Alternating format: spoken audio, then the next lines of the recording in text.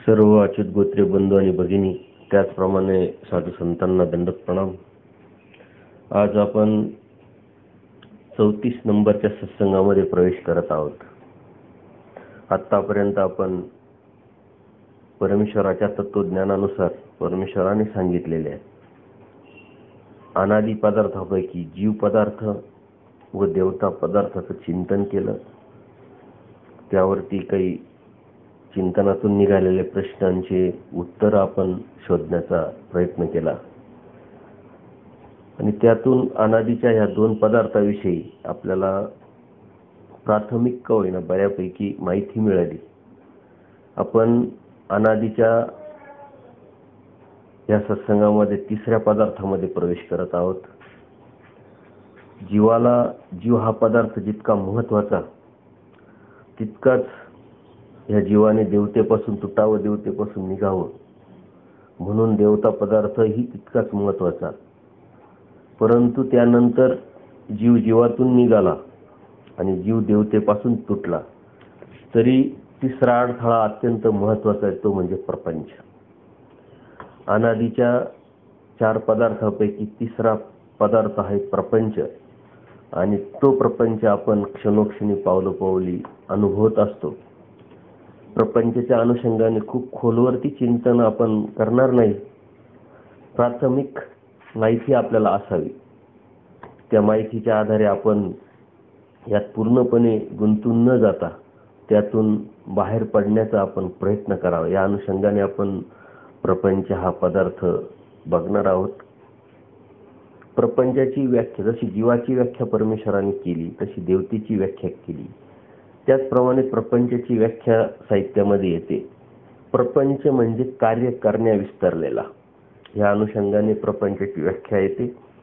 म्हणजे कार्य करण्या विस्तारलेला म्हणजे कोणतीही गोष्ट करण्यासाठी जे आपण करतो ते वाढत जातं, विस्तारत जातं, त्याला प्रपंच म्हटलं गेलेलं आहे. प्रपंचामध्ये कार्यप्रपंच व कारण प्रपंच असे 2 भाग येतात. प्रपंच हा अव्यक्त प्रपंचाचे व्यक्त स्वरूप होय, त्यासच कार्यप्रपंच म्हणतात आणि अव्यक्त प्रपंचास कारण प्रपंच म्हणतात. म्हणजे अव्यक्त जो प्रपंच असतो त्याला कारण, त्या कारणाला अनुषंगून जे कार्याला येतं, जो व्यक्त प्रपंच आपण आज दिसतोय, पाहतोय, आपल्याला समजतोय, कळतोय, त्यातच आपण अडकून गेलेलोय, तो प्रपंच व्यक्त जो प्रपंच आहे त्याला कार्यप्रपंच म्हणतात. म्हणजे कारण प्रपंच आणि कार्यप्रपंच असे 2 प्रकार या प्रपंचामध्ये उपप्रकार आपल्याला लक्षात येईल. हा विस्तारला जो आहे प्रपंच म्हणजे व्यक्त पावलेला म्हणजेच कार्यप्रपंच. हा कार्यप्रपंच पंचमहाभूते व 3 गुण यापासून बनलेला आहे. हे आपण अनेक वेळा ऐकलेलं असेल. पंचमहाभूते म्हणजे पृथ्वी, जल, अग्नी, वायू व आकाश ही पंचमहाभूते त्याला म्हटले गेलेले. व 3 गुण म्हणजे रज, तम, सत म्हणजे राजस, तामस आणि सात्विक हे 3 गुण यामध्ये येतात. याला हे 5 आणि 3 असं 8 होतात, म्हणून अष्टदा प्रकृती सुद्धा असं म्हणतात. अन्य लोकांमध्ये सुद्धा या प्रपंचाचा या अष्टदा प्रकृतीच्या माध्यमातून निर्मितीचा उल्लेख अनेक ठिकाणी येतो. यांच्यापासूनच सगळा प्रपंच विस्तारलेला असल्यामुळेच याला म्हणजेच अष्टदा प्रकृतीलाच कारण प्रपंच किंवा मूळ प्रपंच म्हणतात. म्हणजे सगळं प्रपंचामध्ये जे येतं किंवा जे बनल्या जातं हे सर्व या अष्टदा प्रकृती म्हणजे पृथ्वी, जल, अग्नी, वायू, आकाश हे पंचभूते व रज, तम, सत हे 3 गुणांमुळेच, या त्रिगुणामुळेच सर्व तयार होतं. त्यामुळेच त्या प्रकृतीलाच, या अष्टदा प्रकृतीलाच प्रपंच किंवा मूळ प्रपंच म्हणजे कारण प्रपंच म्हटल्या गेलेलं आहे. पर हा पंच भौतिक आणि त्रिगुणात्मक अव्यक्त प्रपंच म्हणजेच कारण प्रपंच कोणत्या ठिकाणी असतो, ज्याप्रमाणे जीव अव्यक्त स्वरूपी कशाच्या तरी आधारे असतो, व्यक्त स्वरूपी कशाच्या तरी आधारे असतो. हे आपण बघितलं. त्याचप्रमाणे देवता सुद्धा व्यक्त स्वरूपी आणि अव्यक्त स्वरूपी कशाच्या तरी आधारी असतात हे पण बघितलं. तसं हा प्रपंच सुद्धा व्यक्त स्वरूपी आणि अव्यक्त स्वरूपी कशाच्या तरी आधाराशिवाय राहू शकत नाही. ज्याप्रमाणे जीव हा अव्यक्त स्वरूपी मायेच्या तमविभागात मायेच्या आधाराने राहतो व व्यक्त स्वरूपी या प्रपंचाच्या आधाराने राहतो, त्याचप्रमाणे देवता मात्र स्वतःचं सामर्थ्य असल्यामुळं व्यक्त आणि अव्यक्त स्वरूपी स्वतःच्या सामर्थ्यानेच राहतात. परंतु प्रपंचाचं तसं नाही. प्रपंच अव्यक्त स्वरूपी अष्टभैरवांच्या स्वरूपी राहतो. ज्या अन्य वृत्तीमध्ये आपण अष्टभैरव देवता होती पण परमेश्वर नव्हती हा जो थवा आपण बघितला, तर त्याच्यामध्ये अष्टभैरव म्हणजे 8 देवता सांगितलेले आहे आणि हे अष्टदा प्रकृती सुद्धा 8 आहे. म्हणजे प्रत्येकाच्या ठिकाणी एक एक अशा आधाराने अव्यक्त स्वरूपी राहतात आणि हाच प्रपंच व्यक्त स्वरूपी मात्र मायेच्या आधाराने राहतो. हे आपण पुढे जाऊन बघणारच आहोत. परमेश्वराने विचारमालिकेतल्या 78व्या सूत्रामध्ये याचा स्पष्ट उल्लेख केलेला आहे. अष्टभैरवांच्या ठाई 5 भूते 3 गुण म्हणजे हे अष्टदा प्रकृती ह्या अष्टभैरवाच्या ठिकाणी अव्यक्त स्वरूपी राहते हे स्पष्ट होतं. प्रपंच भैरव स्वरूपाधारे असणे ही अनादीची पदार्थी व्यवस्था आहे. खरं म्हणजे आपल्या मनात सहज शंका निर्माण होईल की अष्टदा प्रकृती या अष्टभैरवाच्या ठिकाणी का राहतात, दुसऱ्या देवतेच्या ठिकाणी का राहत नाही. चैतन्य देवतेच्या ठिकाणी असायला पाहिजे, विश्वदेवतेच्या ठिकाणी असायला पाहिजे, त्याच्याही उच्च देवता आहेत. परंतु ही अनादीची एक सिस्टम आहे. परमेश्वराने लावून दिलेली एक सिस्टम असल्यामुळे त्याविषयी आपल्या मनात शंका जरी आली तरी त्याचं उत्तर आपल्याला सापडू शकत नाही किंवा आपण शोधू शकत नाही. त्याला कोणत्याही प्रकारचं प्रमाण नाही का, तर ती एक सिस्टम आहे का हे प्रपंच अव्यक्त स्वरूपी अष्टभैरवाच्या ठिकाणी राहील, तर त्यामुळं त्याला त्या सिस्टमला कुणी हात लावू शकत नाही.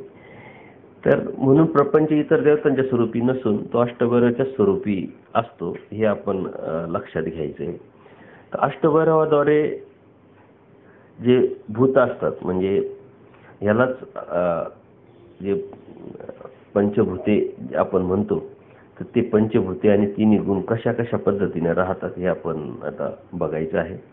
5 भूते आणि 3 गुण म्हणजे पृथ्वी, जल, अग्नी, वायू, आकाश, रज, तम, सत या अनुक्रमे अनुषंगाने आपण जर 1 2 3 4 5 6 7 8 असं घेतलं तर त्याच पद्धतीनं अष्टभैरवांच्या ज्या देवता आहे त्याच पद्धतीने त्या अनुक्रमे त्या ठिकाणी त्या राहतात. या स्थूलार्थाने गुणांनाही भूतेच असं म्हटलं जातं. सर्व भूते अष्टभैरवांच्या आधारे आहेत. याचा अर्थ असा की प्रत्येक भैरवांच्या ठिकाणी एक एक भूत असतं आणि बाकीचे अनुषंगिक असतात. तर अष्टभैरवामध्ये पहिली देवता जी आहे कराळी, तर ह्या कराळी देवतेच्या ठिकाणी कोणतं भूत राहतं, तर पहिलं म्हणजे भूमी म्हणजे पृथ्वी. तर अनुक्रमे आपण ते घ्यायचंय. कराळीच्या ठिकाणी पृथ्वी असते, विक्राळीच्या ठिकाणी जल असतो म्हणजे आप असतो, उमापतीच्या ठिकाणी अग्नी असतो, पशुपतीच्या ठिकाणी वायू असतो, सदाशिवच्या ठिकाणी आकाश असतं, ब्रह्माच्या ठिकाणी रज, विष्णूच्या ठिकाणी सत आणि महादेवाच्या ठिकाणी तम. असे अष्टभैरवाच्या ठिकाणी ह्या अष्टदा प्रकृती अनुक्रमे एक एक असतात. तर एका ठिकाणी एकच असतं का नाही. कराळीच्या ठिकाणी जसं आपण भूमी बघितलं तर ही मुख्य, बाकीचे जे आप, अग्नी, वायू, आकाश किंवा रस, तम, सत हे अनुषंगिक असतात. परंतु मुख्य प्रत्येकाच्या ठिकाणी एक असतं, बाकीचे जे 7 असतात ते अनुषंगिक असतात. ही सर्व अष्टभैरव व त्या ठिकाणी 5 भूते 3 गुण अनुक्रमे स्वरूपाधारे भूते आहेत. यानुसार प्रत्येक भैरव जे आहे ते स्वरूपी एक एक भूत आहे. येथे जे ज्याच्या स्वरूपी भूत आहे ते भूत प्राधान्याने व इतर भूते अनुषंगिक असतात. कारण भूत म्हणजे एक प्रधान म्हणजे मुख्य व 7 हे अनुषंगिक भूते मिळून बनलेले त्याला ज्यूट म्हणतो. म्हणजे हे ज्यावेळेस सर्व एक एक होतं सिंगल त्याला आपण भूत म्हणतो आपल्या साहित्यामध्ये, आणि जेव्हा ते एकत्र येतात त्याला ज्यूट म्हणतात. म्हणजे जुळलेलं मिळलेलं सर्व मिळून होणाऱ्या भूताला ज्यूट म्हणतात. हे आपण साहित्यामध्ये हे शब्द ऐकलेले असतात परंतु त्याचा अर्थ आपल्याला लक्षात येत नाही. तर याप्रमाणे प्रत्येक अष्टभैरवात एक प्रधान व 7 अनुषंगिक म्हणजे आपण जर घेतलं 8 भूते एक एक भैरवा स्वरूपाधारी असते. ही सर्व भूते एकमेकात अनुषंगिक ते पूर्णपणे मिसळलेली असतात. म्हणजे 8 8 64, तर एक मुख्य आणि 7 म्हणजे 8 झालं. दुसरे एक मुख्य अधिक 7 हे 8 झालं. तर हे 8 8 64 एकत्र येऊन ते पूर्णपणे व्यापलेले असतात, मिसळलेले असतात. आणि या अनुषंगाने अष्टभैरवाच्या ठिकाणी हे सर्व भूते आणि 5 भूते 3 गुण जी अष्टधा प्रकृती आहे ती अव्यक्त स्वरूपी, ही ज्यावेळेस सृष्टीचा संहार होतो त्यावेळेस हे मात्र या अष्टभैरवाच्या ठिकाणी अष्टभैरवाच्या आधारे तिथं राहतात. ही अष्टधा प्रकृती जी आहे म्हणजे तिला जूट आपण म्हणतो, तर प्राधान्यभूताला तन्मात्रा तर अनुषंगिकाला समळ म्हणतात. साहित्यामध्ये शब्द दिलेले आहे, हे आपण सहज माहिती म्हणून आपण ते घेतोय. तर भूताला तन्मात्रा म्हणतात आणि अनुषंगिक जे असतात त्याला समळ असं म्हणतात. ही सर्व भूते एकमेकात पूर्णपणे मात्र मिसळलेली असतात. परंतु प्रत्येक भूताला अष्टभैरवापैकी ज्याचा त्याचाच आधार असतो, यात प्रत्येकाला प्रत्येकाचा आधार मात्र नसतो. म्हणजे जे अष्टभैरव एक जे आहे त्याला जे मुख्य आहे त्याचाच आधार असतो, बाकीचे अनुषंगिक असल्यामुळं त्याला आधार देण्याचं काही कारण नसतं. जे जे मुख्य आहे त्या त्या भूतांना ती अष्टभैरव देवता आधाराने आपल्या स्वरूपी अव्यक्त स्वरूपी ठेवत असते. ह्या भूतांमध्ये देवता स्वरूपांचा पण व्याप असतो आणि तो कडतरून वेगवेगळ्या पद्धतीने असतो.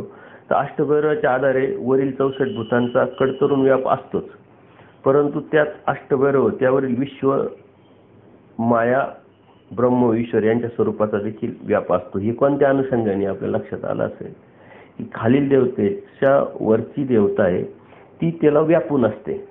म्हणून जर अष्टभैरवाच्या देवतेच्या वरती जे देवता आहे विश्व असेल किंवा चैतन्य माया असेल, ब्रह्म, ईश्वर किंवा परमेश्वर आपण जर म्हटलं तर ते वरती असल्यामुळं त्याचा व्याप असतो. म्हणजे ह्या अष्टभैरवाच्या ठिकाणी असलेल्या प्रपंचाला अष्टभैरवांचा तर व्याप असतोच, परंतु अष्टभैरवाच्या वरील देवतांचा सुद्धा व्याप असतो. आणि त्या देवता म्हणजे विश्वदेवता, माया आणि परमेश्वर.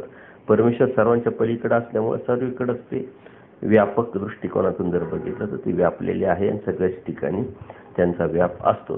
जे ते अष्टभैरव या सर्व भूतांना व्यापून असतात, तर अष्टभैरवावरील सर्वच स्वरूपी ही व्यापून राहणारच. कारण वरची खालच्याला व्यापून असते. आपण देवतेच्या प्रकरणामध्ये किंवा देवतेच्या अनादी पदार्थामध्ये आपण बघितलेलं आहे की खालच्या देवतेला वरची देवता व्यापून असते. परंतु अष्टभैरवातील खालील देवतेचे स्वरूप हे भूते जेव्हा कार्य करण्यास त्यांच्या स्वरूपात जातात फक्त त्यावेळेसच ते यांना व्यापून असतात. यावरून कर्मभूमीतील भूतांना प्रत्येक 63 भूते व वरील सर्व परमेश्वरापर्यंत स्वरूपाचा व्याप कायम असतो. असं असलं तरीही या भूतांना मात्र आधार असतो तो आपापल्या अष्टभैरवांचाच. हे लक्षात घ्या की अव्यक्त स्वरूपी अष्टभैरवांचा व्याप असतो, परंतु कार्य करण्याला ज्यावेळेस येतात तर त्या देवतेचा त्या देवतेचा ज्या ठिकाणी हे जातात हे 5 भूते 3 गुण त्या देवतेच्या स्वरूपात गेल्यामुळे त्या देवतेचा त्यांच्यावरती व्याप असतो, परंतु आधार मात्र मुख्य अष्टभैरवाच्या देवतेतीलच असतो त्यांना. तो भूताचा जो स्वरूप धर्म आहे, हा जो स्वरूप धर्म आहे ही सर्व भूते जड आहेत. म्हणजे त्याला कोणत्याही प्रकारचं भाव किंवा कोणत्या प्रकारचा जो चैतन्य भाव जो आहे तो नाही, त्या कारणाने त्याला जड असं म्हटलं गेले. त्यामुळे ते एकमेकांना व्यापू शकत नाही, स्वतःहून एकमेकांना ते व्यापू शकत नाही. परंतु ती चेतन अशा भैरव स्वरूपाच्या आधारे असल्यामुळं एकमेकांना ते व्यापतात. ही जड भूते कुठेही कार्यरत असली तरी त्यांना कोणत्या ना कोणत्या तरी चेतन स्वरूपाचा संयोग असतोच. ती कुठेही जरी कार्यरत असली तरी कोणत्या ना कोणत्या चेतन, नाही तर ते एकामेकामध्ये मिसळलेलं असते. जसं आपण इमारत बांधतो मग त्यामध्ये काय काय असतं, सिमेंट असतं, रेती असते, खडी असते, पाणी असतं. ती सर्व एकत्र येण्याचं कारण म्हणजे कोणत्या तरी देवतेचा त्याला आधार आहे. ती चेतन देवता कार्यरत असल्यामुळं ह्या सारा अष्टधा प्रकृती एकत्र येऊन त्याचं जूट तयार होतं आणि त्या जुटाच्या माध्यमातून आपण इमारत बांधतो किंवा अनेक गोष्टीला आकार देऊ शकतो. अन्यथा जर त्याचा आधार जर नसेल तर पाणी मातीमध्ये किंवा सिमेंट रेतीमध्ये असं मिक्स होऊ शकत नाही. ते झालं नसतं. न होण्याचं कारण त्याला आधारच कशाचा नाही, कारण ते जड आहे. परंतु कोणत्या ना कोणत्या देवतेचा त्याला आधार असल्यामुळे, चेतन स्वरूपाचा आधार असल्यामुळं किंवा संयोग असल्यामुळंच ते भूत जे आहे ते एकत्र येऊन जूट तयार होतं आणि ते कार्य करण्याला आपल्याला उपयोगी पडतं. तर हे आपण लक्षात घ्यायचं आहे, कारण प्रपंच जड असल्यामुळे ते एकामध्ये मिक्स होऊ शकत नाही. भूतांना हे जे भूत आहे म्हणजे अष्टधा प्रकृती आहे, त्यांना स्वओळखीचे असं कोणत्या प्रकारचं ज्ञान नसतं. ही सर्व भूते जड असल्याने आपल्या स्वरूपाचे कोणतेही ज्ञान त्यांना नसते. त्यामुळे जीव देवताप्रमाणे कोणतेही लक्षण होणे, उरणे, पुरणे असा कोणताच भाव त्यांच्यात नसतो. जसं आपण जीव बघितला, जीवामध्ये बदलण्याची व्यवस्था आहे. जीव बंधनात आहे परंतु मुक्तीला जाणारा असल्यामुळं तो त्याच्यामध्ये बदल घडून आणू शकतो. देवता सुद्धा कायमस्वरूपी नित्यबद्ध सांगितलेले आहे आणि परंतु हो आणि उरण्याचा भाव त्यांच्यामध्ये आहे. तसं मात्र ह्या अष्टधा प्रकृतीमध्ये म्हणजे प्रपंचामध्ये स्वतःला ते जड असल्यामुळं अंगच जड असल्या कारणाने त्याच्यामध्ये कोणत्या प्रकारचा भाव नाही आहे. त्यांना ज्ञान नाही, स्वतःची ओळख नाही आहे किंवा होणे, उरणे, पुरणे असा कोणताच भाव त्यांच्यामध्ये राहत नाही किंवा असत नाही. हे लक्षात घ्या. त्यांचा भाव आणि ते कार्य करण्याला जेव्हा उद्युक्त होतात ते फक्त एखाद्या देवतेचा चेतन स्वरूपाचा त्यांना आधार आणि संयोग असल्यामुळं ते कार्य करू शकतात, अन्यथा ते काहीही कार्य करू शकत नाही. भूताची जे वर्ण आहे ते आपण आता बघणार आहोत. यात प्रत्येक भूताचा वर्ण हा वेगळा असून मुख्य भूताचा जो वर्ण आहे तो अनुषंगिक भूतावरती प्रतिबिंबित होत असतो. तर जो एखाद्या अष्टभैरवाच्या एका देवतेच्या ठिकाणी जे आहे एक भूत, तर त्याचा मुख्य वर्ण तोच अनुषंगिकाचा तो ठरला जातो त्यावेळेस. तर त्या ठिकाणी जे आहे आधाराने तेच मुख्य वर्ण तो अनुषंगिकावरती पडत असतो.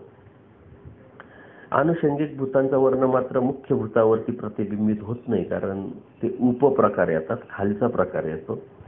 रचना होत असताना ही भूते मूळ वर्णापेक्षा वेगवेगळा वर्ण बदलवत असतात, कारण ती त्यावेळी ती माया स्वरूप आधारे असतात. म्हणजे प्रपंच हा अव्यक्त स्वरूपी अष्टभैरवाच्या आधाराने असतो. परंतु ज्या वेळेस रचना होते सृष्टीची त्यावेळेस ते ज्यावेळेस अष्टभैरवाच्या टेकातून निघतात त्यावेळेस मात्र त्यांना माया आधार देते आणि ह्या मायेच्या आधारानेच हे कार्य करण्याला सुरुवात करतात. याचा अर्थ अव्यक्त स्वरूपी ह्या प्रपंचाला अष्टभैरवाचा आधार असतो आणि व्यक्त स्वरूपी ह्या प्रपंचाला मायेचा आधार असतो. हे अत्यंत महत्वाचं आहे. आणि मायेचा आधार असल्यामुळं जरी मायेचा आधार हा मुख्य आहे, परंतु थोडक्यात उदाहरणार्थ मी तुम्हाला सांगू इच्छितो की हे जे 5 भूते 3 गुण जे आहे ते कर्मभूमीतील जर असेल तर कर्मभूमीच्या देवतेचा त्यांना व्याप असेल आणि अधिक मायेचा आधार असेल, त्यामुळे ते कार्य करतात. तर हे कार्य करण्यासाठी यांचं चेतन संयोग आणि व्याप किंवा आधार असणं अत्यंत गरजेचं आहे. आणि प्रपंच हा कार्याला कधी येतो? व्यक्त स्वरूपी. अव्यक्त स्वरूपी कार्याला येत नाही. अव्यक्त स्वरूपी जड असतो, आपापल्या अष्टभैरवाच्या ठिकाणी तो असतो आधाराने, आणि व्यक्त जेव्हा होतो तेव्हा मात्र मायेच्या आधाराने ते कार्य करण्याला सुरुवात करतात. जर यदा कदाचित मायेचा आधार किंवा कोणत्या देवतेचा संयोग त्यांना नसता तर त्यांनी कोणत्या प्रकारचं कार्य केलं नसतं. ते कार्य न केल्यामुळे आपणही कार्य करू शकलो नसतो. आपल्याला बिल्डिंग बांधता आली नसते किंवा काही जे स्ट्रक्चर आहे, कोणत्या प्रकारच्या गोष्टी आहे त्या वाढवता आल्या नसत्या. आणि ते न वाढवल्यामुळं आपला प्रपंचाचा जो गाडा आहे हा पसरलेला जो आहे दिसतोय तो दिसला नसता. परंतु ही एक सिस्टम आहे आणि त्या सिस्टमला आपण बळी पडलेलो आहोत. हे जीवानी जर समजून घेतलं तर नक्कीच यातून आपण बाहेर पडून त्या सिस्टमला छेद देऊन आपण परमेश्वराच्या प्राप्तीला मात्र जाऊ शकतो. आणि या सिस्टमला छेद देण्यासाठीच परमेश्वरांनी या तत्वज्ञानाच्या माध्यमातून जीव, देवता, प्रपंच आणि स्वतःची ओळख आपल्याला तत्वज्ञानातून दिलेली आहे, परंतु ती ओळख आपण किती समजून घेतो, आपल्याला ती किती पटते आणि त्या पटण्यातून आपण किती कार्याला येतो, त्यानुसार परमेश्वराच्या या सिस्टममधून सांगितलेल्या पदार्थाच्या सिस्टममधून बाहेर पडणं आणि परमेश्वराच्या प्राप्तीला जाणं हे ठरतं. तर भूतांना आधार आपण बघितला की अव्यक्त स्वरूपी प्रत्येक अष्टभैरवाच्या एका एका भूताला आधार असतो आणि बाकीच्या अनुषंगिक असतात. तर ही सर्व भूते जड असल्या कारणाने त्यांच्यात स्वसामर्थ्य असे काही नसतं, ते स्वतःहून काही करू शकत नाही. म्हणून त्यांना अव्यक्ती स्वरूपी अष्टभैरवांच्या आधारे व व्यक्त स्वरूपी मायेच्या आधारानेच राहावे लागते. ते स्वतः काही करत नसल्यामुळे त्यांना आधाराशिवाय पर्याय नाही आणि तो आधार अव्यक्त स्वरूपी अष्टभैरवाचा असतो आणि व्यक्त स्वरूपी मायेचा असतो. आणि त्या मायेचा आधार असल्या कारणानेच हा प्रपंच विस्तारतो किंवा कार्याला येतो आणि त्या विस्तारलेल्या कार्याला येणाऱ्या प्रपंचालाच आपण कार्यप्रपंच म्हणतो. आणि हा कार्यप्रपंचच पुढे जाऊन अनित्य सांगितलेला आहे, आपण बघू. कारण कारण प्रपंच जो आहे तो अनादीचा पदार्थ सांगितला असल्यामुळं त्याचं नष्ट होण्याचं काही कारण नाही किंवा ते नष्ट होऊ शकत नाही. ज्यावेळेस सृष्टीची रचना होते त्यावेळेस ती परत ते कार्याला येतं आणि पुढं प्रपंच तयार होत असतो. अनादीच्या स्वतंत्र पदार्थामधील जीव, देवता व परमेश्वर या सारखाच प्रपंच हा सुद्धा अनादीचाच एक पदार्थ आहे. निधी रूपाने असो की अव्यक्ताने असो, हा कारण प्रपंच भैरव स्वरूपाधारे अनादी कालापासूनच, म्हणजे ती एक सिस्टमच आहे, आपण बघितलं तो आहे. यावरून पंचभूते व 3 गुण ही अनादीचेच आहे स्पष्ट होते. कारण यातूनच कारण प्रपंच तयार होत असतो. तर ही 5 भूते 3 गुण जे आहे त्याचा मिळून एक प्रपंच तयार होत असतो, त्याला आपण कारण प्रपंच म्हणतो. याचा अर्थ ही 5 भूते 3 गुण ही सुद्धा अनादीचेच आहे, पण ती वेगळे न सांगता ते एकत्र करून जूट तयार होतो आणि त्या जुटाला प्रपंच तयार होतात. ते वेगवेगळे जर सांगितले असते तर ते कधी कार्याला आले नसते आणि कार्याला न आल्यामुळं प्रपंच तयार झाला नसता. हे जेव्हा एकत्र येतात त्याच वेळेस ते कार्याला, त्या मायेच्या आधाराने ते कार्याला येऊ शकतात आणि कार्याला आले त्यावेळेसच त्याला आपण प्रपंच म्हणू शकतो. तर हे 5 भूते 3 गुण जरी अनादीचे पदार्थ असले तरी ते एक एक परमेश्वराने न सांगता तो एकत्र जो जूट तयार होतो, प्रपंच तयार होतो, त्याला आपल्याला अनादीचा पदार्थ सांगितलेलं हे आपण समजून घ्यायचंय. प्रपंच अनादीचा पदार्थ आहे म्हणून तो स्वतंत्र पदार्थ पण आहे. कारण तो काय कशामध्ये मिक्स केलेला नाही. जरी तो अव्यक्त स्वरूपी व्यक्त स्वरूपी जरी आधारभूत असला तरी त्याचं वैशिष्ट्य किंवा त्याचं स्वतंत्रता, त्याची ओळख ही मात्र वेगळी आहे. आणि म्हणून 4 अनादीच्या पदार्थामध्ये तो एक पदार्थ परमेश्वराने आपल्याला सांगितलेला आहे. अर्थातच पंचभूते आणि 3 गुण हे स्वतंत्र पदार्थ आहेत. ते अष्टभैरव स्वरूपी असले तरी त्यांची स्वतंत्रता मात्र अबाधित आहे. कारण अष्टभैरव स्वरूप त्यांना केवळ आधारभूत आहे इतकंच. आधारामुळे फक्त आधार देण्याच्या अनुषंगाने अष्टभैरवांचा तिथं वापर होतो किंवा ती एक सिस्टम आहे परमेश्वराची. परंतु त्याच्या आधाराने ते राहतात किंवा व्यक्त स्वरूपी मायाच्या आधाराने राहतात, याचा अर्थ त्यांचं अस्तित्व काही खुडून जात नाही किंवा पुसून जात नाही, नष्ट होत नाही. ते त्याचं जे अस्तित्व आहे ते स्वतंत्र आहे. आणि म्हणून अनादीच्या 4 पदार्थापैकी प्रपंच हा एक पदार्थ परमेश्वराने आपल्याला स्पष्ट सांगितलेला आहे. जसे जीव हा आधाराशिवाय राहत नाही तरी त्यांचे स्वतंत्र अबाधित असते, जीव सुद्धा आधाराशिवाय राहू शकत नाही. अव्यक्त स्वरूपी हा अगदी तसेच अव्यक्त स्वरूपी जीव हा मायाच्या तमी भागात मायाच्या आधाराने राहतो आणि व्यक्त स्वरूपी प्रपंचाच्या आधाराने राहतो. तरीही त्यांचं स्वतंत्र अबाधित तो परमेश्वराने सांगितलेलं आहे. अगदी त्याचप्रमाणे प्रपंचाचं सुद्धा आहे. कारण प्रपंच नित्य तर कार्यप्रपंच अनित्य सूत्रपाठाच्या अनेक सूत्रांमधून आपल्याला सांगितलेलं आढळतं.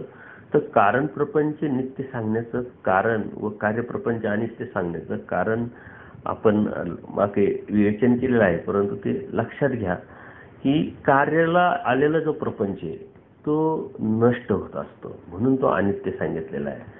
जसे बिल्डिंग बांधल्या गेल्या, बाकीचे काही स्ट्रक्चर तयार झालेले आहे, तर ते ज्यावेळेस सहार होतो त्यावेळेस त्यांना मायेचा आधार तुटून जातो आणि मायेचा आधार तुटल्यामुळे ते वेगवेगळे होतात आणि ते वेगवेगळे झाल्यानंतर अष्टभैरवाच्या ठिकाणी आपापल्या अनुषंगाने ते अष्टभैरवाचा आधार घेऊन अव्यक्त स्वरूपी जातात.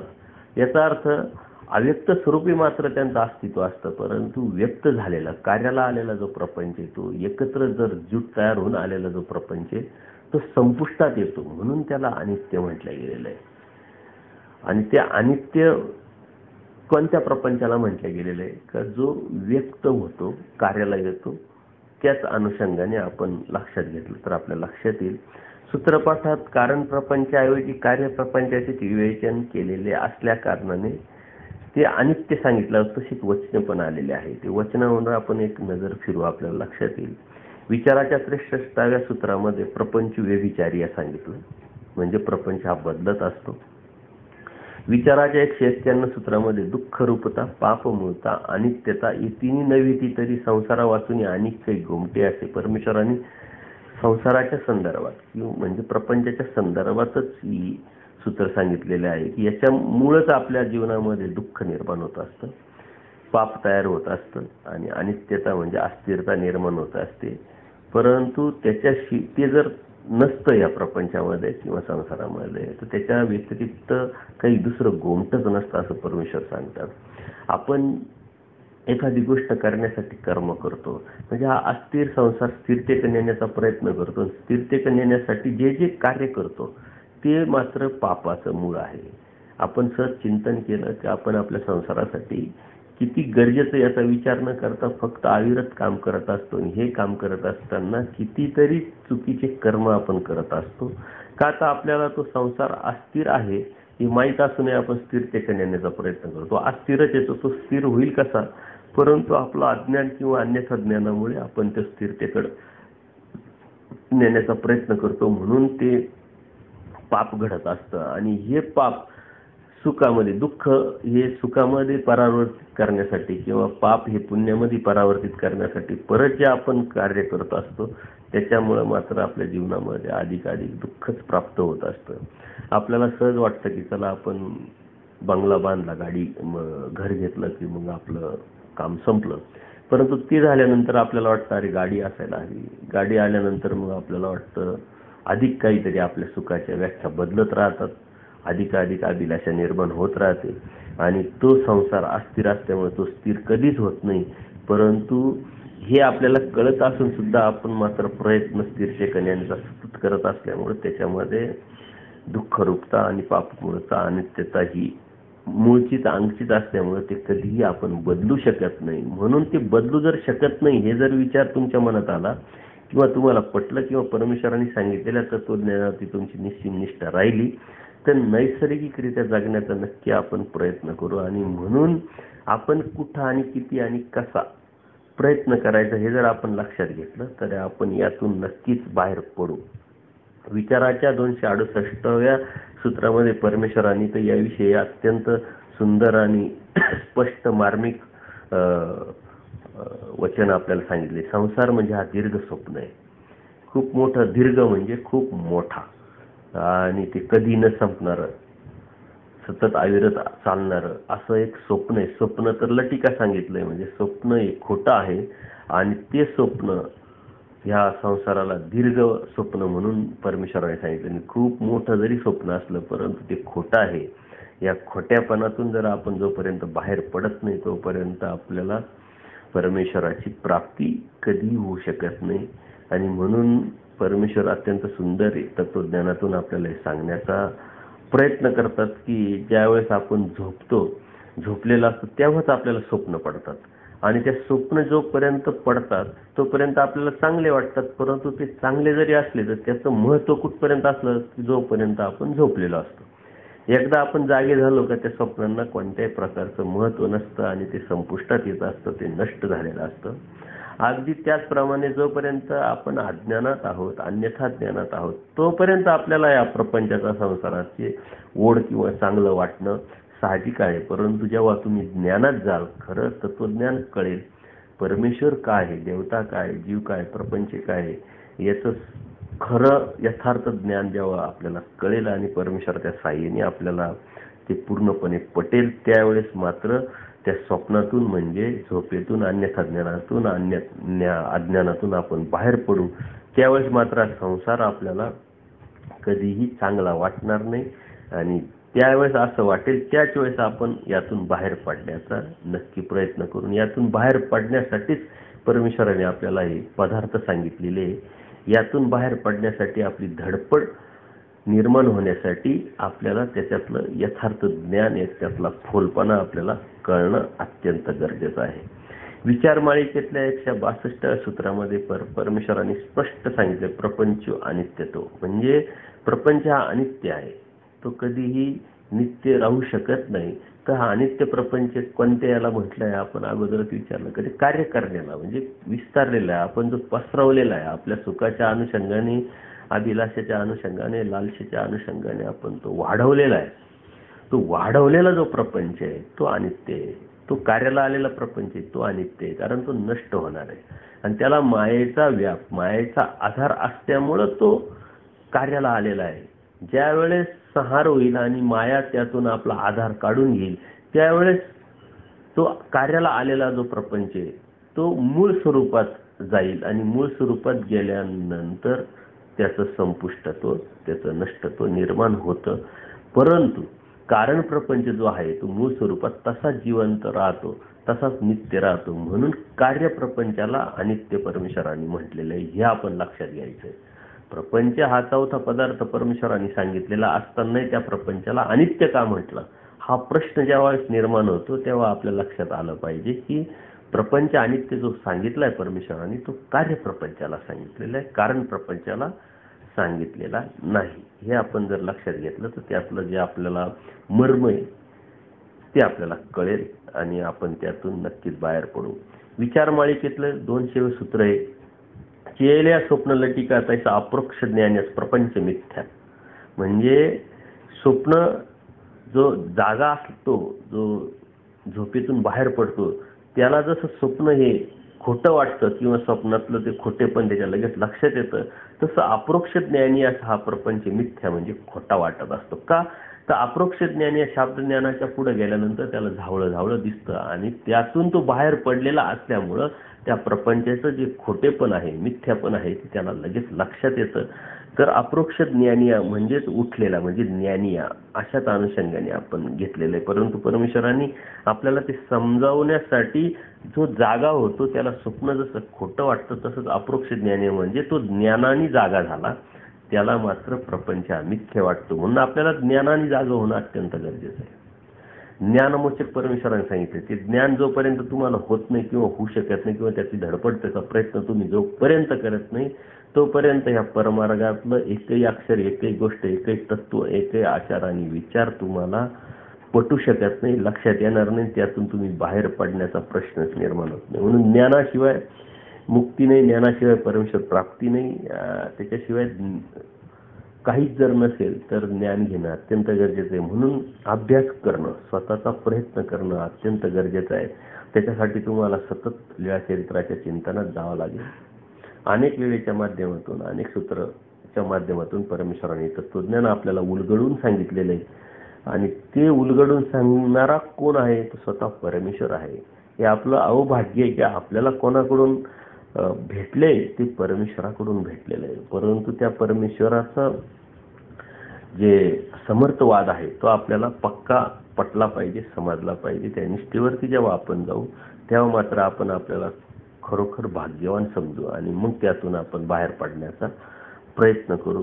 या वचनांमध्ये परमेश्वर कार्यप्रपंचाविषयी स्पष्ट अर्थ अधोरेखित करतात, हे आपण लक्षात घ्यायचं आहे. कारण यात कन्फ्युजन होण्याचं अनेक कारणं आहेत. का प्रपंच एकीकडे परमेश्वर चौथा अनादीचा पदार्थ सांगतात आणि एकीकडे सूत्राच्या माध्यमातून तो अनित्य सांगतात. तर मग याचा विरोधाभास आपल्याला लक्षात येण्यासाठी विवेचन, याचं चिंतन आपण करणं अत्यंत गरजेचं आहे.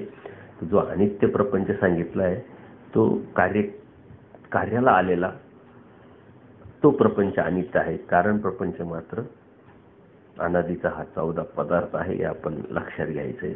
तर कार्यप्रपंच नित्य म्हणजे तो कार्याला आला तरीही मूळ निधी स्वरूपात जितका जितका त्याचा सार नित्यत्वाने शिल्लक उरतोच. कारण प्रपंच अनित्य म्हणजे दृश्य प्रपंचाचा नाश होतो. जे दिसतं ते नासतं, आपण कधीतरी ऐकलेलं असतं.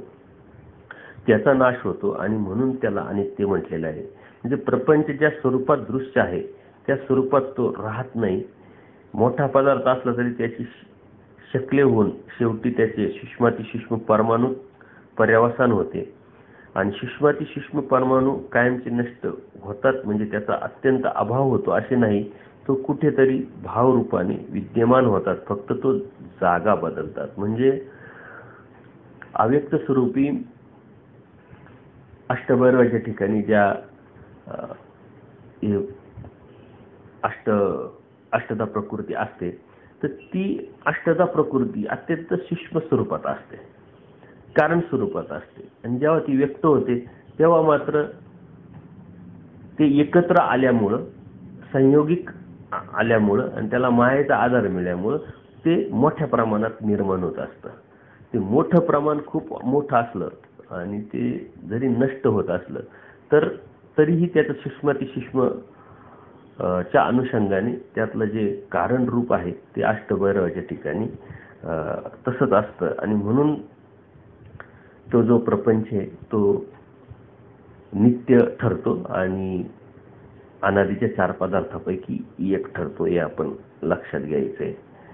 संहाराच्या 8व्या सूत्रामध्ये कार्यकारणी विलयज आहे. म्हणजे ते जो एक विलयज आहे म्हणजे त्या प्रमाणात, त्या प्रकारात आणि त्या समान झाल्यामुळं तो तिथं जात असतो. तर त्याचं जे मूळ स्वरूप आहे ते अष्टभैरवाच्या ठिकाणी जातं आणि तिथं ते असतं संहाराच्या ठिकाणी. संसरण होतं ते मूळ स्वरूपातलं, त्याच्यावरती प्रक्रिया होऊन पुढं मायेचा आधार निर्माण होऊन चारही अष्टदा प्रकृती जे 8ही भाग जे आहे ते एकत्र येतात आणि ते व्यापक स्वरूपाने कार्याला येत असल्यामुळं आपल्याला ते दिसतं. म्हणजे दिसतं ते नासतं म्हणजे संपतं आणि तेच प्रपंच अनित्य म्हणून गणल्या जात असतं, हे आपण घ्यायचं आहे. यातून आपण बाहेर पडण्यासाठी आपल्याला हे लक्षात आलं पाहिजे की हे कधीतरी नष्ट होणार आहे. आपण तयार करतो असं आपण म्हणतो तर ते अन्यथा ज्ञान आहे. ते मायाच्या आधारामुळे तयार होत असतं, परंतु आपल्याकडं आपण त्याचं क्रेडिट किंवा आपल्याकडं लिडरशिप घेत असल्यामुळं आपण अन्यथा ज्ञानाने ती घेतो आणि त्याच्यामुळं आपल्या जीवनामध्ये दुःख प्राप्त होत असतं. आणि या दुःखातून बाहेर पडण्यासाठी हे तत्वज्ञान आपण समजून जर घेतलं तर आपल्या लक्षात येईल. आणि लक्षात आल्यामुळे त्यात आपण अटॅचमेंट म्हणजे भावरूपाने आपण राहू, परंतु त्यामध्ये जी अटॅचमेंट आपली आहे मानसिक, बौद्धिक, शारीरिक ती राहणार नाही. यात स्पष्ट दिसते की कार्य कारणात विलीन होतो. म्हणूनच कारण नित्य तर कार्य अनित्य म्हटले आहे. कारण त्याच्यामध्ये कार्यकारणी विलयज आहे. म्हणजे कार्याला आलेला जो प्रपंच आहे तो कारणी म्हणजे कारणजित आहे त्याच्यात विलय जातो, म्हणजे त्या समान होतो आणि म्हणून कार्याचा संपुष्टात येतात.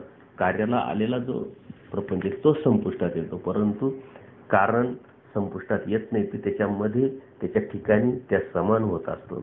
यात दुसराही एक विचार आहे. जसे आपल्या धर्मामध्ये खूप वेगवेगळे विचार, वासना, मतमतांतर आहे, तर त्याचा आदर करून त्यात किती योग्य किती अयोग्य किती प्रमाणात ते बसतं याचा विचार करून आपल्याला काय पटतंय हे आपण घ्यायचं असतं.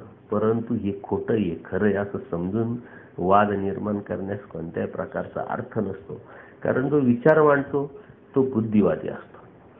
तो खरा खोटा हा नंतरचा भाग आहे, पण जो विचारच मांडत नाही त्याच्यावरती तो खरा किती खोटा किती हे ठरवत असतो. म्हणजे बुद्धिवाद्याला अबुद्धिवादा चॅलेंज करत असतो. हा विरोधाभास आहे, परंतु हे आपल्याला वेळोवेळी पावलोपावली आपल्याला अनुभवास येत असतं. त्याच्यामध्ये दुसरा पण एक विचार आहे, तो म्हणजे कार्यप्रपंच हा कारण प्रपंचात विलीन न होता तो नष्ट होत असतो. म्हटले त्याचे कुठेही अस्तित्व राहत नाही, म्हणून त्यास अनित्य असे म्हटले गेलेले आहे.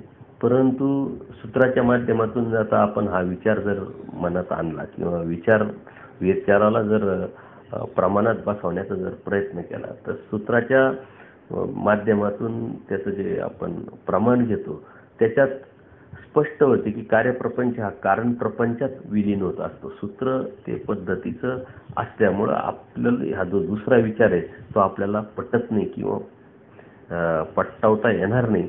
म्हणून तो जो कारण प्रपंच आहे तो नित्याने राहत असतो आणि नंतर तो संसरणाच्या वेळी तोच पुन्हा कार्याला येत असतो. दुसरा विचार काय सांगतो की कार्याला आलेला प्रपंच नष्ट होतो, त्याचं कुठंच अस्तित्व राहत नाही आणि अष्टभैरवाच्या ठिकाणी असलेला जो अव्यक्त प्रपंच आहे तो जरी व्यक्तला आला तरी अव्यक्त स्वरूपी तो तसाच राहतो. म्हणून कार्याला आलेला नष्ट होतो आणि परत दुसऱ्या संसरणाच्या वेळेस जो मूळ आहे त्यातूनच परत परत ते कार्याला प्रपंच येत असतो, असं दुसरा विचार किंवा दुसरे एक वासना आहे. परंतु सूत्रामध्ये ती बसवता येत नाही. कार्य कारणी विलयात आहे अशा पद्धतीचं सूत्र असल्यामुळं आपल्याला पहिला जो विचार आहे तो आपल्याला प्रमाणात बसवता येतो आणि आपल्याला तो पटतो पण. तर या मतांमध्ये वाचनाचे प्रमाण व त्या प्रमाणाचा विचार अत्यंत महत्त्वाचा असतो. ज्या विचारास प्रमाण नाही तो विचार काही महत्त्वाचा नाही किंवा तो टिकणारा पण नसतो. त्यासाठी वचन प्रमाणे व त्यावरचा विचारच यथार्थ किंवा खरा आपण समजायला हवा. आजकाल धर्मामध्ये या गोष्टी खूप वाढल्या आहे की आपापल्या परीनं लोक विचार मांडतात. म्हणजे सूत्राच्या संदर्भात असेल, लिळेच्या संदर्भात असेल, निर्णयाच्या संदर्भात असेल किंवा स्मृतीस्थळाचे जे आपल्याला प्रमाण ग्रंथ आहे त्याच्यावरती लोक विचार मांडतात. परंतु तो विचार किती प्रमाणात किती वचनाच्या आधारे मांडलेला आहे त्याच्यानुसार त्याला यथार्थता निर्माण होत असते. किंवा आम्ही हे मानत नाही किंवा आम्हाला हे पटत नाही असं म्हणण्याला काही अर्थ नाही. तुमच्या म्हणण्याला आणि आमच्या म्हणण्याला अर्थ काही राहत नाही. परमेश्वरांनी प्रमाणात ज्या गोष्टी सांगितलेल्या आहेत त्याचा अर्थ आपण समजून घेणं आणि तो अर्थ समजून घेऊन त्याप्रमाणेच आपण होकार देणं किंवा चालणं हे आपलं मूळ कर्तव्य ड्युटी आहे. परंतु जीव हा बुद्धिवादी असल्यामुळे तो विषय व्यवस्था करतो. काही लोकांना काही गोष्टी पटत नाही तर ते म्हणतात हे पटत नाही किंवा याला कोणत्याही प्रकारचं आमच्या बुद्धीमध्ये ते बसत नाही. तर हे बसणं न बसणं हे प्रमाणात कितपत आहे किंवा वचनाच्या ठिकाणी कितपत आहे हे आपण समजून जर घेतलं तरच आपल्याला त्याचा आधार आपल्याला देता येईल. तर हा प्रपंच आपण अगदी थोडक्यात आपल्याला खोलवर न जाता त्याची थोडक्यात आपल्याला माहिती असावी आणि तो प्रपंच संसारात कसा परावर्तित होतो आणि त्या संसारात आपण कसं अडकलेलं असतो याच्यासाठी आपण स्थूलमानाने थोडक्यात प्रपंच समजून घेतलेला आहे. अनादीचा चौथा पदार्थ जरी असला तरी त्याच्यातलं समजून घेण्याचा हा एकच विषय आहे का तो अव्यक्ती स्वरूपी कशाच्या आधारे राहतो, व्यक्त स्वरूपी कशाच्या आधारे राहतो, तो व्यक्त स्वरूपीला आधाराची गरज काय, तो आधार असल्यामुळेच तो कसा कार्याला येतो आणि जो कार्याला येतो तोच कसा नष्ट होतो, तो नष्ट होऊन परत मूळ स्वरूपात कसं जातो हे आपण समजून घेणं गरजेचं आहे. तर आपण या गोष्टीकडे संसारिक रूपाने जर बघितलं तर आपण खूप काम करत असतो. आपल्याला लागणारी जी गरज आहे त्या गरजेचा जर विचार केला तर त्या गरजेच्या कितीतरी पट आपण कार्यात राहतो. परंतु कितीही पट तुम्ही कार्याला जरी आले तरी तात्विक दृष्टिकोनातून जर घेतलं तर आपल्याला जितकं गरजेचं आहे तितकंच तुम्ही घेणार आहे. तुम्ही खूप संपत्ती मिळवली किंवा खूप बिल्डिंग बांधली किंवा खूप काही असं सुखाचे दरवाजे तुम्ही तयार केले, परंतु झोपताना मात्र तुम्हाला जितकं बेड पाहिजे तितकंच, जितकं आथरायला पांघरायला लागणार आहे तितकंच घ्यावं लागणार आहे. तुमच्याकडे 50 ब्लँकेट आहे म्हणून तुम्ही 50 ब्लँकेटचा एकाच वेळेस उपभोग घेऊ शकत नाही. याचा अर्थ आपल्याला किती लागतं त्याचा विचार करून तात्विक दृष्टिकोनातून जगणं आणि त्यातून कमीत कमी गरजा निर्माण होणं आणि त्या जितक्या कमीत कमी गरजा तुमच्या असतील तितके तुम्ही सुखी असाल आणि जितकं कमीत कमी गरजा असेल तितक्या त्याच वेळेस तुम्ही मात्र यातून बाहेर पडून परमेश्वराच्या प्राप्तीला जाऊ शकता. जितका मोठा पसारा तितक्या अडचणी मोठ्या, तितक्या अडचणी मोठ्या तितकं बाहेर पडणंही मोठं. जितकं गरजा कमी तितका पसारा कमी, जितका पसारा कमी तितकंच बाहेर पडणंही सोपं. हे जर आपण तत्वज्ञान तुम्ही जर समजून घेतलं तर तुमच्या लक्षात येईल की प्रपंच किंवा संसाराचा जो फोलपणा आहे तो आपण कितपत घ्यायचा, सिरियसली कितपत घ्यायचं, किती गरजेचं आहे, कोणत्या ठिकाणी काय गरजेचं याचा विचार जर केला तर नक्कीच त्याचा आपल्याला फायदा होईल. एक आख्यायिका, एक बोधकथा मी तुम्हाला सांगतो शेवटी. त्या प्रपंच तर आपण आहे का आपल्याच प्रपंच आहे हे आपल्याला नक्की कळत नाही. तो आपल्याला वापरतोय का, आपण त्या प्रपंचाला वापरतोय आपल्याला लक्षात येत नाही. आणि त्या गुंता सोडवता सोडवता आपलं आयुष्य निघून जातं आणि ते आयुष्य संपल्यानंतरही आपल्याला न कळाल्यामुळं आपलं सृष्टी अशीच जाते. अशा अनंत सृष्ट्या गेल्या, असे अनंत जन्म गेले. तो गुंता आपण सोडू नाही शकल्यामुळेच आपण आज इथं परत आलेलो आहे. परंतु आज सर्व बाजूच्या तत्वज्ञानाच्या अनुषंगाने जर घेतलं तर ह्या गुंता सोडवण्यासाठी अत्यंत पोषक चांगलं वातावरण आहे. त्या वातावरणाचा जर चांगला वापर तुम्ही, बुद्धीचा वापर, तत्वज्ञानाचा वापर, परमेश्वराच्या अवताराचा, उभयदृश्य अवताराचा जर विचार करता, तत्वज्ञानाचा विचार करता, तर तुम्हाला त्यातून बाहेर पडणं अत्यंत सोपं आहे. परंतु त्याच्यासाठी लागणारी हिंमत ही ज्ञानातून येत असते. आणि ते ज्ञान जर तुम्ही घेण्याचा प्रयत्न केला, तुमच्या जर ते लक्षात आलं आणि त्यातून जर तुम्ही बाहेर पडण्याचा प्रयत्न केला तर नक्कीच तुम्ही बाहेर पडाल. तर एक गावामध्ये एक साधू असतात आणि ते साधू गावातले काही लोक शिष्य असतात का जे अभ्यास करण्यासाठी जात असतात. त्यातलाच एक शिष्य त्यांचा अत्यंत आवडीचा चिकित्सक असल्यामुळं तो दररोज त्या साधूबाबांकडे दररोज तत्वज्ञान घेण्यासाठी जात असतो. आणि त्याची एक ईर्ष्या असते, त्याची एक महत्वाकांक्षा असते तर मीही आपल्या गुरुसारखं ज्ञानी व्हावं, अत्यंत निर्मळ आणि न अडकणारं नैसर्गिक जीवन जगावं, कोणत्याही प्रकारचं ताणतणाव आपल्या गुरूंच्या चेहऱ्यावरती दिसत नाही, अत्यंत मुक्त असे ते दिसतात. तर तसंच आपल्याला व्हायचं आहे. कारण तो संसारात असतो, संसारातला हा गाडा ओढत ओढत जाऊन आपली महत्वाकांक्षा निर्माण करून आपल्या गुरुकडे जाऊन तो दररोज तत्वज्ञान घेत असतो. तर वर्ष 2 वर्ष झाल्यानंतर तो बाबा एक वेळेस डायरेक्ट डिक्लेअर करतात की आता माझ्याकडे तुला सांगण्यासारखं काही नाहीये, जे बी माझ्याकडे होतं ते पूर्णपणे मी तुला दिलेलं आहे आणि तू पूर्णपणे ज्ञानी झालेला आहे. तर ते ज्ञानाचा आता तू कसा वापर करायचा आहे तू ठरव, आणि उद्यापासून माझ्याकडे नाही आला तरी चालेल, कारण माझ्याकडचं जे आहे ते पूर्णपणे तुला दिलेलं आहे. त्याला खूप आनंद होतो की मी आता बाबांसारखंच ज्ञानी झालो आणि बाबांसारखंच अत्यंत मस्तपैकी नैसर्गिक जीवन मी जगेल. तर तो फोलपणा त्याच्या लक्षात न आल्यामुळं तो परत रिटर्न येतो, तेव्हा संसारात यावं लागतं. घरी आल्यानंतर परत तीच विवेचना, हे द्यायचंय, ते घ्यायचंय, हे बनवायचंय, ते वाढवायचंय, ते नष्ट करायचंय. ही विवेचना जेव्हा त्याच्या लक्षात येते तेव्हा त्याला असं वाटतं की मी 2 वर्ष बाबांकडे गेलो आणि बाबांनी आपल्याला तर डिक्लेअर केलंय की सर्वच ज्ञान दिलंय, म्हणजे ह्या विवेचनेतून मी का बाहेर पडत नाही, दुःखातून मी का बाहेर पडत नाही, या दुःखाचा मला सतत स्पर्श होऊन मला दुःख अधिकाधिक का वाढत राहतंय. तर त्याला असं वाटतं, त्यांनी दुसऱ्या बाजूने विचार केल्यानंतर त्याला असं वाटतं की आपल्या गुरूंनी, आपल्या बाबांनी आपल्याला काहीतरी सांगण्याचं विसरलेले असावेत किंवा त्यांनी आपल्यापासून काहीतरी लपवलेलं असावं, म्हणून मी बाबांसारखं अत्यंत मुक्तपणे राहू शकत नाही किंवा स्वच्छंद किंवा अगदी शांत स्वस्थ चित्त राहू शकत नाही, अत्यंत एकाग्रपणे मी बसू शकत नाही.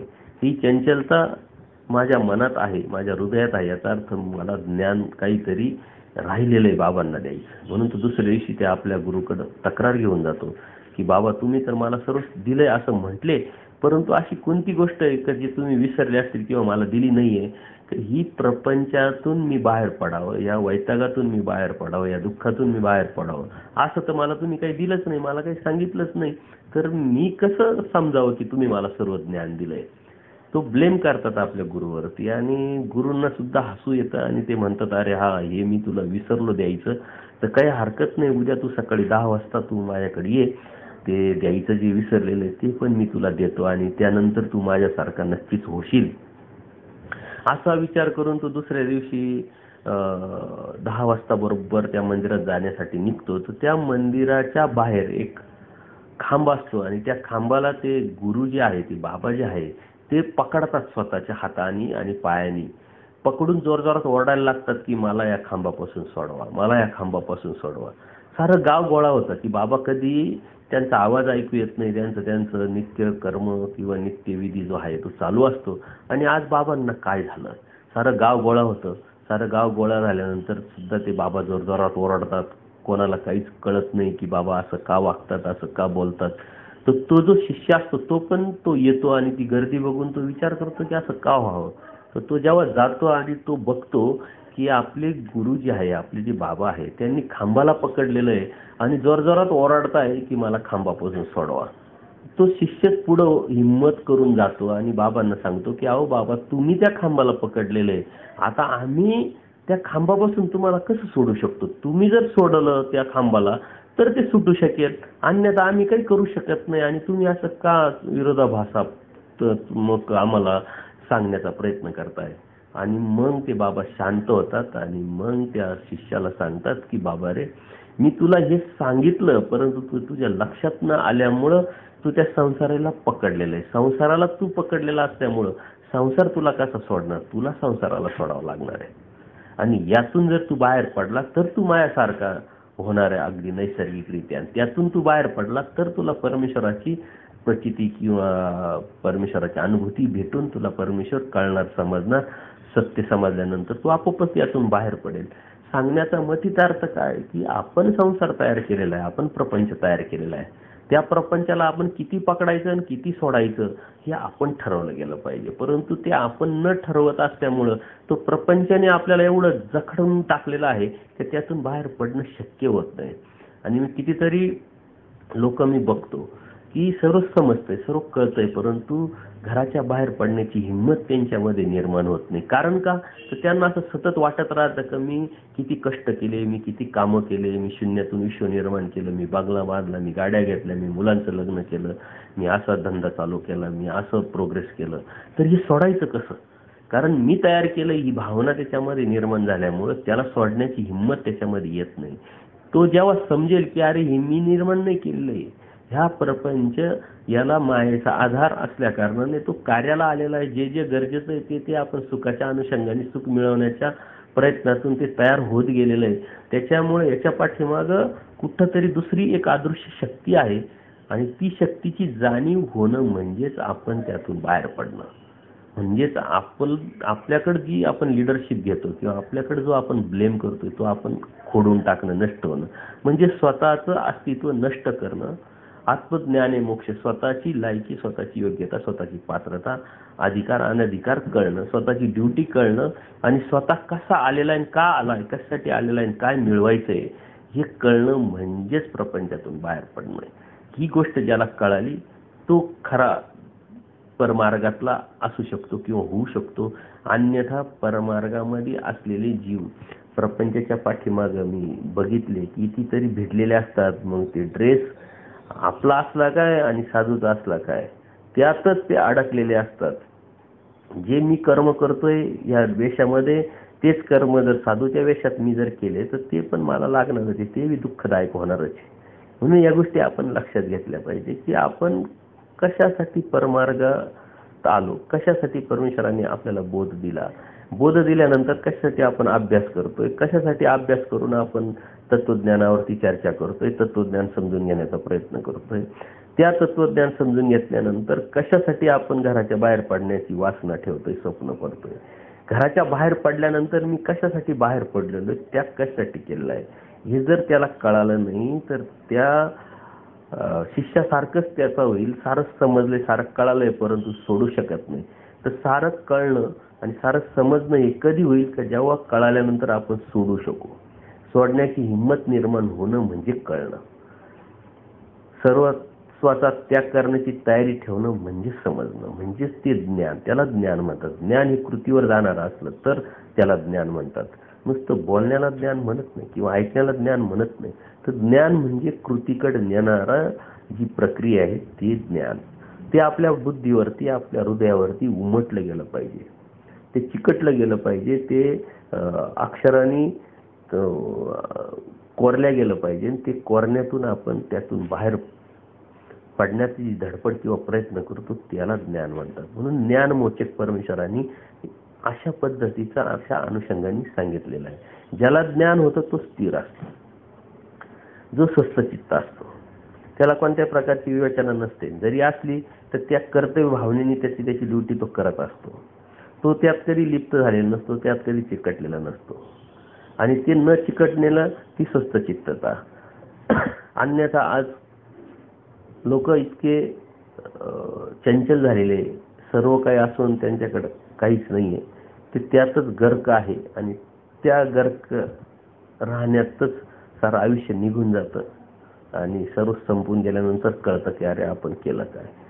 म्हणून आपलं हे करता करताच आपल्या अनंत जन्म अनंत सृष्ट्या गेलेल्या आता नाही तर कधीच नाही असा विचार करून जर आपण ह्या जन्माचं सार्थक करण्याचा प्रयत्न केला तरच ते होणं शक्य आहे. आणि हे कोणालाही कळणं शक्य नाही.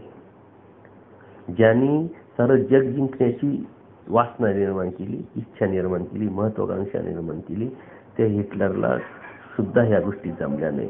अशोक राजाला सुद्धा या गोष्टी जमल्या नाही. तेच आपल्याला जमवण्याचा आपण प्रयत्न करतो. ते भाग्य आपल्याला आलेलं आहे.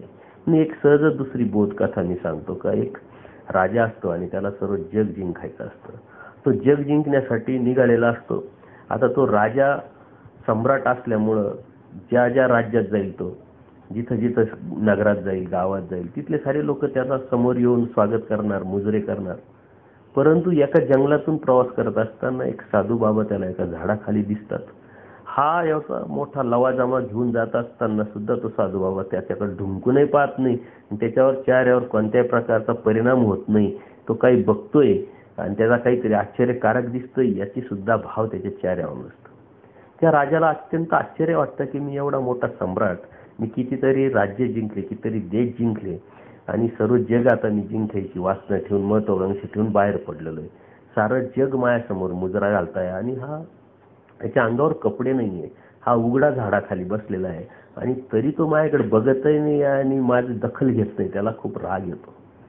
तो राग आल्यानंतर तो राजा त्या बाबाकडे जातो आणि विचारतो की मी कोण आहे, मला ओळखलं का, मी काय करतोय, माझ्याकडे तू आला पण नाही, ढुंकून पाहिलं नाही, मी राजा आहे, ही त्याची ओळख दिल्यानंतर तर तो बाबा त्याला सहजच प्रश्न विचारतात की तू राजा कशामुळे झाला. मी म्हणे अनेक देश जिंकले, मग अजून किती देश जिंकायचे, म्हणे असे इतके इतके जिंकले, इतके इतके देश जिंकायचे.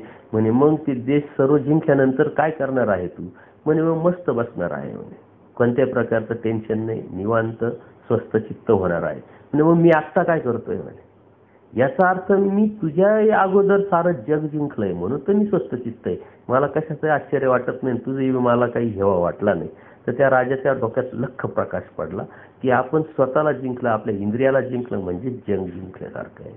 आपण स्वतःला न जिंकण्याऐवजी आपण साऱ्या दुनियाला जिंकायला जर जात असेल, सारी संपत्ती, सारं जग, सारं सुख आपल्यालाच प्राप्त व्हावेत असा जर आपण प्रयत्न करत असेल तर आपण कधीही ते प्राप्त करू शकत नाही. त्याच्यासाठी आपल्याला आपल्या इंद्रियांना जिंकावं लागेल, आपल्याला जिंकावं लागेल.